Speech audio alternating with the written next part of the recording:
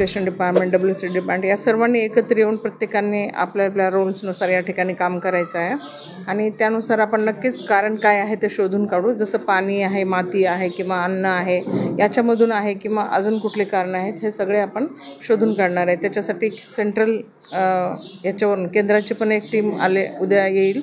आज काही जण त्यांच्यातले येणार आहेत आणि नक्कीच याच्यावर विलाज आहे आणि आपण करणार तो. म्हणजे गावकऱ्यांनी घाबरून जाऊ नये आणि जे काही आहे टीमला पण सहकार्य करावे आणि याच्यातून जेव्हा कारण येईल काही तर आपण नक्की त्याच्यावर प्रतिबंधात्मक उपाययोजना करणार. मॅडम अगोदर केस गळती, आता नक गळती, लोकांमध्ये रोष आहे. पहिलाच रिपोर्ट आला नाही, परत तुम्ही गावात आले, काय नेमकं काय केलं तुम्ही आज इथे?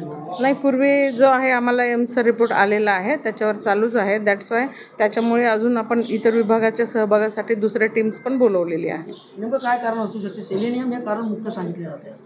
आपण कारण आता तुम्हाला परत ही टीम जेव्हा येईल त्यावेळेस आपण दररोज त्यांच्यासोबत आम्ही सुद्धा बोलत राहू.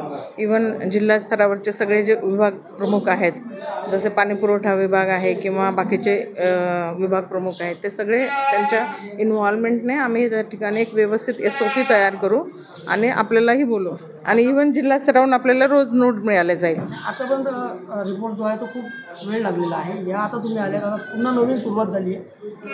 किती वेळ लागेल रिपोर्टला? कधी यांची सुटका होईल? तुम्हाला लवकरच मिळेल, 15 दिवस.